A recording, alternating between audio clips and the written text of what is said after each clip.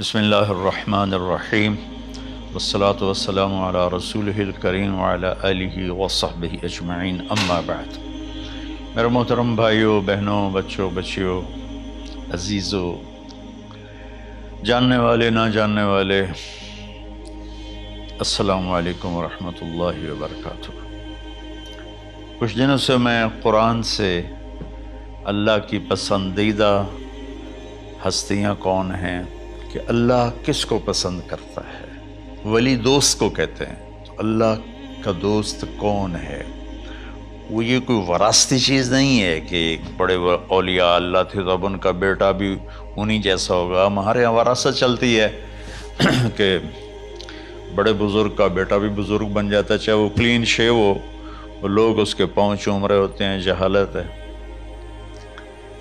تو آج میں تھوڑا سا سورہ بنی اسرائیل ہے، اس میں بھی سارے اخلاق بیان ہوئے۔ میرے بھائی بہنوں، ایمان لانے کے بعد انسان بنتا ہے، اور اس کے بعد اس کی قیمت، اس کا بڑا پن، اس کی وجاہت، اس کی شرافت وہ پیسوں سے نہیں ہوتی۔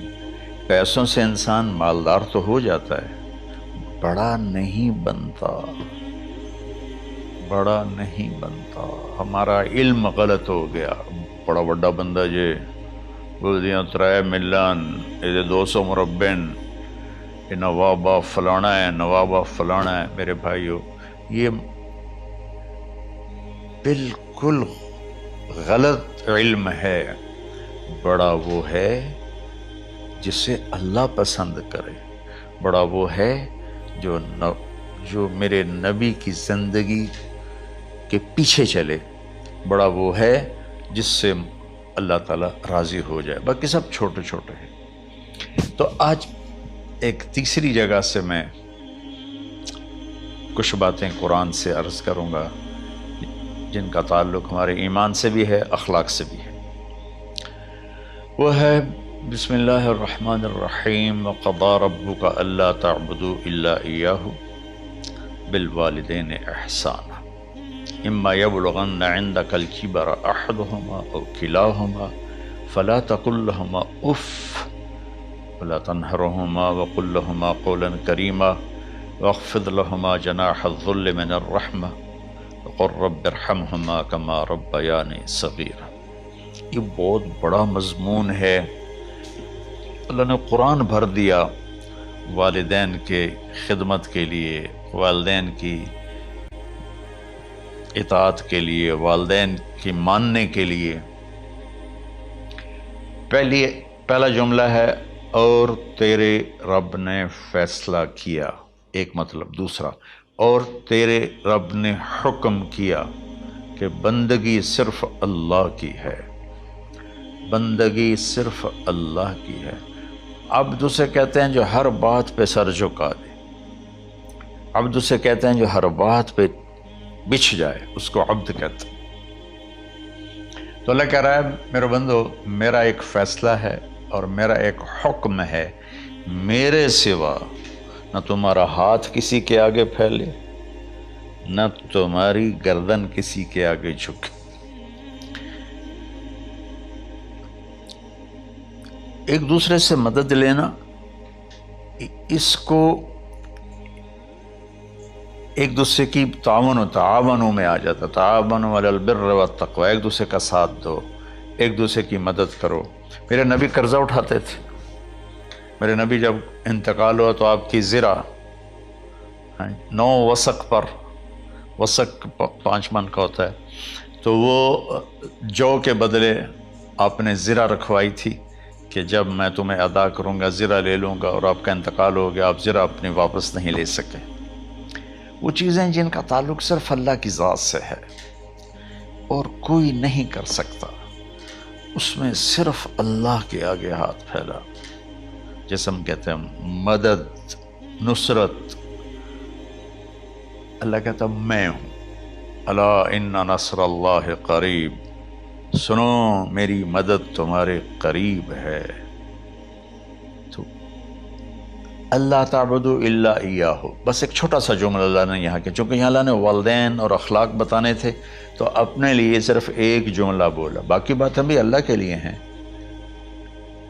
لیکن اللہ نے میری بندگی، اس بندگی سے مراد 5 وقت کی نماز نہیں ہے، حج، روزہ، زکوٰۃ نہیں ہے اس کی مراد، یہ ساری باتیں داخل ہیں، اور اس کے ساتھ 24 گھنٹے کی زندگی اللہ کی مرضی پر گزارو، نفع آئے تو شکر ادا کرو، نقصان ہو تو صبر کرو، برداشت کرو، پھر بھی شکر ادا کرو کہ میرا رب یہ کہہ رہا ہے کہ میں نے صرف اللہ سے تعلق جوڑنا ہے۔ اللہ کے نبی نے اپنے چچا زاد بھائی عبداللہ بن عباس سے فرمایا کہ یا غلام، اے نوجوان، اسی کا بکلمات فاحفظہ، میں تمہیں چند باتوں کی وصیت کرتا ہوں، کیا؟ احفظ اللہ، احفظ اللہ یحفظک اللہ، یحفظک اللہ، اللہ کے اوامر کی حفاظت کر، اللہ تیری حفاظت کرے گا۔ احفظ اللہ تجدہ تجاہک، تو اللہ کے اوامر، اسلام، حلال حرام کی پہچان کر کے زندگی گزار تو اللہ کو ہر وقت تو اپنی مدد کے لیے تیار پائے گا۔ اور لمبی حدیث ہے، عشاء کی نماز کا وقت ہو رہا ہے، اس میں وہ جملہ جو اس میرے مضمون سے متعلق ہے، وَإِذَا سَأَلْتَ فَاسْأَلِ اللَّهِ، جب بھی مانگو اللہ سے مانگو، جب بھی مانگو اللہ سے مانگو، اللہ کے سوا کوئی دینے والا نہیں ہے، صرف اللہ ہے دینے کے لیے۔ وَإِذَا اسْتَعَنْتَ فَاسْتَعِنْ بِاللَّهِ، اور جب مدد کے لیے ہاتھ اٹھاؤ تو صرف اللہ کو پکارو، جب ضرورت حاجت کے لیے، مدد کے لیے ہاتھ اٹھاؤ تو اپنے اللہ کو پکارو۔ تو یہ حدیث کی بات بھی ہے اور یہ قرآن کی بات بھی ہے۔ اس کے بعد آگے اللہ کہتا ہے وَبِالْوَالِدَيْنِ إِحْسَانًا، اور اپنے والدین کے ساتھ احسان کرو۔ احسان کا کیا مطلب ہے؟ اللہ آگے اسی کی تشریح کر رہا ہے۔ ویسے احسان کا مطلب عربی میں ہوتا ہے، یہ جو ہمارا اردو کا احسان ہے، میں تیرے تو احسان کیتا تو ہوں میں نالے کی کر رہے ہیں، یہ بھی مطلب ہے، لیکن احسان کا اصل مطلب ہوتا ہے، احسان حسن سے ہے، حسن، حسن سے الف، 2 الف ملے اور احسان بن گیا۔ احسان کا مطلب ہوتا ہے کسی بھی کام کو جو دنیا کا ہے، دین کا ہے، اسے انتہائی خوبصورت طریقے سے کرنا۔ جیسے کسی دلہن کا میک اپ ہوتا ہے نا، تو 5-6 گھنٹے 4 گھنٹے کے بعد وہ کہتی ہے، جو ہوتی ہے اس کا میک اپ کرنے والی، کہ جی بس یہ مکمل ہو گیا ہے اور اب اس سے آگے نہیں ہے۔ تو آخری اچھائی کی آخری انتہا پر پہنچ کے کام کرنے کو احسان کہتے ہیں۔ تو میرا اللہ کہہ رہا ہے، میرے بندو، اپنے والدین کے ساتھ وہ کرو کہ جو بھلائی کی، خدمت کی، ماننے کی آخری حد ہے۔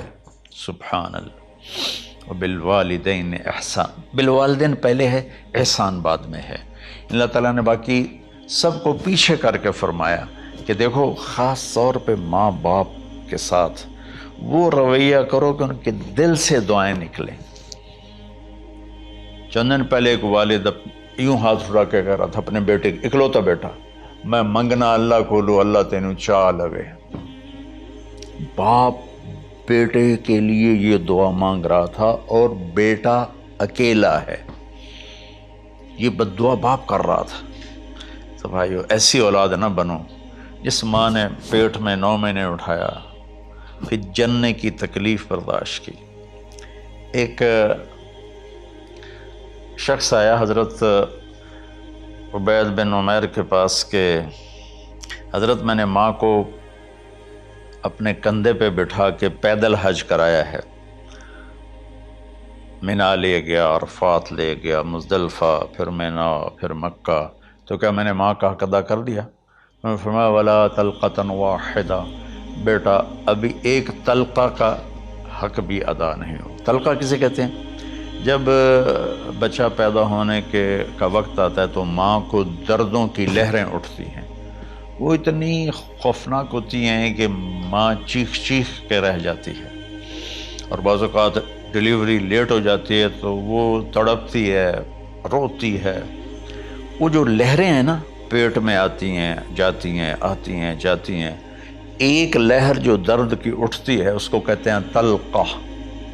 میں قربان جاؤں، انہوں نے فرمایا بیٹا ابھی تیری ماں نے جو تجھے جنا تھا اس وقت جو تجھے درد، وہ تیری ماں نے درد کی لہریں برداشت کی تھیں، اس میں سے ایک لہر کا بھی حق ادا نہیں ہوا، یعنی کہ حق ادا ہو ہی نہیں سکتا۔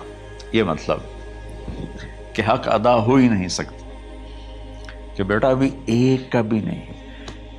پھر حضرت عبداللہ بن عمر سے ایک شخص نے پوچھا کہ اچھا یہ جو آدمی تھا یہ خراسان، یہ ایران میں ہے اور افغانستان میں، یہاں سے ماں کو پیدل کندھے پہ بٹھا کے مکے پہنچا تھا، اندازہ لگا اس نے کتنی مشقت اٹھائی۔ اور عبید اللہ بن عمر کہتے ہیں بیٹا ابھی ایک لہر کا حق ادا نہیں ہوا۔ یہی سوال حضرت عبداللہ بن عمر سے کیا ایک شخص نے کہ حضرت میں نے اپنی ماں کو حج کرایا ہے، سارا میں نے پیدل کرایا ہے اور کندھے پہ اٹھا کے کرایا ہے، تو کیا میں نے ماں کا حق ادا کر دیا؟ وَلَا زَفْرَةً وَاحِدًا وَلَا زَفْرَةً وَاحِدًا۔ کہ بیٹا تیری ماں نے تجھے پالتے ہوئے جو تھک تھک کے لمبے لمبے سانس لیے، ہوکے بھرے، ابھی ایک ہوکے کا حق بھی ادا نہیں ہوا، یعنی حق ادا ہو ہی نہیں سکتا۔ تو احسان کے آگے تشریح آ رہی ہے۔ تو آج میں صرف اتنی بات کروں گا کہ میرے بھائیوں، میری بہنوں، میرے بچوں، میری بچیوں، اللہ کے واسطے ماں باپ کو دکھ نہ دینا، ورنہ اللہ بھی ناراض ہو جائے گا۔ چند دن پہلے ایک بچہ بچی میرے پاس آئے، دونوں میڈیکل اسٹوڈنٹ تھے، کہیں کہ ہم شادی کرنا چاہتے ہیں۔ تو بچی نے کہا جی میرے والدین ناراض ہیں، وہ نہیں، اس رشتے پر راضی نہیں ہیں۔ تو میرے باپ کہتے ہیں اگر تو نے یہاں رشتہ کیا تو تیری میری ایک درمیان ایک خط آئے، کھچ جائے گا خلیج، ہم اس پار نہیں آئیں گے تو اس پار نہیں آئے گی۔ میں نے کہا بیٹی جس ماں نے تجھے 9 مہینے پیٹ میں پالا، 2 سال تجھے دودھ پلایا، تیری پوٹیاں پیشاب صاف کیا، تجھے پیمپر باندھے، تجھے اٹھ اٹھ کے راتوں کو اپنی چھاتی سے دودھ پلایا، کیا اب اس کا اتنا بھی حق نہیں کہ تم اس کی رائے کا احترام کرو؟ اتنا بھی حق نہیں ہے؟ تو میں نے کہا بیٹا میری کوئی رائے نہیں ہے، تو اگر تیرے ماں باپ راضی ہیں تو بسم اللہ ضرور کر، اگر راضی نہیں ہیں تو دیکھو موت تک تجھے ماں باپ کی دعا نہیں ملے گی، اور ماں باپ کی دعا نہ ملی تو کچھ بھی نہیں ملے گا۔ تو بھائیو دوستو، خاص طور پر آج کے کالج کے نوجوان بچے بچیاں یہ ماں باپ کے ساتھ بہت بدتمیزی کرتے ہیں، چونکہ اس میں والدین کا پہلا قصور ہے کہ انہوں نے ان کو دین نہیں سکھایا۔ بچپن میں انگلش میڈیم سکول، پھر او لیول، پھر اے لیول، تو انہیں کیا پتہ ماں کون ہے باپ کون ہے۔ ایک پرانی بات ہے، ایک شخص اپنے بیٹے کو لے کر آیا کہ یہ میرا بچہ ہے اور یہ فلاں جگہ شادی کرنا چاہتا ہے، اور ہم میں سے کسی کی رائے نہیں ہے، اور یہ مانتا نہیں ہے، اور اس کے ساتھ اس نے نا دھاڑے مار کے رونا شروع کیا۔ تو میں نے بچے کو دیکھا تو یوں کر کے بیٹھا تھا، اس کا باپ رو رہا ہے، ہچ کیوں تو ایسے بیٹھا ہو۔ تو مجھے اچانک خیال آیا، میں نے کہا شیخ صاحب اس کو کہاں پڑھایا تھا؟ کہا جی امریکن اسکول۔ اس کے بعد آسٹریلیا بھیجا تھا مزید تعلیم کے لیے۔ ان کے شیخ صاحب اس بچے کا کوئی قصور نہیں، آپ کا قصور ہے، اس کو تو پتہ ہی نہیں میری ماں کیا ہے، میرا باپ کیا ہے۔ ایک ہماری تہذیب تھی وہ ختم ہو گئی ہے، اس میں علم نہیں بھی تھا تو ماں باپ کا۔ میں نے اپنی آنکھوں سے دیکھا، میں نے اپنے دادا کو دیکھا لیکن مجھے یاد نہیں، لیکن جو میرے دادا کے چھوٹے بھائی تھے ان کو میں سنبھلتا ہوں، ان کو میں نے دیکھا ہے، 3ری 4تھی جماعت تک میں تھا۔ 61 میں ان کا انتقال ہوا، میری 9 سال عمر تھی، تو 8 سال۔ ان کے بیٹے جوان تھے، اور ڈیرے میں جب وہ بیٹھتے تھے تو ان کے بچے ان کے سامنے نہیں بیٹھتے تھے، ان کی پیٹھ کے پیچھے بیٹھتے تھے۔ اتنا ادب، حالانکہ چاروں کے چاروں دین نہیں جانتے تھے، تہذیب تھی، ثقافت تھی، جو آج کی تہذیب نے ہم سے سب کچھ چھین لیا۔ اب بھی آپ جاؤ بیٹا تھر پارکر میں گیا ہوں 2-3 دفعہ، اور وہاں مسلمان نہیں، ہندو عورتیں جب گاڑی گزرتی ہے تو گھونگھٹ کو نیچے کر لیتی ہیں، اپنا چہرے کو فوراً چھپا لیتی ہیں۔ تو خیر بہرحال میں نے کہا شیخ صاحب اس بچے کا قصور نہیں، آپ کا قصور ہے۔ تو میرے بچوں، اپنے ماں باپ کو خوش کرو، راضی کرو۔ ان کا راضی ہونا اللہ کی رضا ہے۔ میں اس کی تفصیل انشاءاللہ آگے بتاؤں گا، آج میں صرف اتنا ہی میں نے تمہید باندھی ہے کہ ماں باپ کا کیا مقام ہے، ان کی کیا عزت ہے۔ ایک شخص آیا، یا رسول اللہ میرا باپ میرے پوچھے بغیر میرا مال خرچ کر لیتا ہے۔ آپ نے کہا بلاؤ، چونکہ بچے کا ذاتی مال اگر ہو تو شرع کے لحاظ سے باپ پوچھ کے استعمال کرے، بغیر پوچھے استعمال نہ کرے۔ جب اسے پتہ چلا کہ میرے بیٹے نے شکایت کی ہے، تو عرب کی شاعری تو مشہور تھی، انہیں دل میں کچھ اشعار پڑھے۔ جو آیا تو جبریل پہلے آ گئے، یا رسول اللہ، اللہ تعالیٰ کہہ رہے ہیں آپ اس سے پوچھیں وہ شعر بتاؤ جو تیرے کانوں نے تو نہیں سنے، تیرے دل میں آئے تھے اور اللہ نے سن لیے۔ تو اللہ کے نبی نے فرمایا بھائی تیرا انشاءاللہ کیس سنتے ہیں، لیکن پہلے وہ شعر سناؤ جو تم نے تو نہیں کہے زبان سے پر اللہ نے سن لیے ہیں۔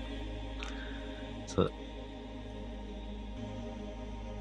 پھر اس نے وہ اشعار پڑھے، اور اس کے آگے کیا ہوا یہ میں انشاءاللہ اگلے کلپ میں بتاؤں گا کہ باپ کا کیا مقام ہے، ماں کا کیا مقام ہے۔ السلام علیکم ورحمۃ اللہ۔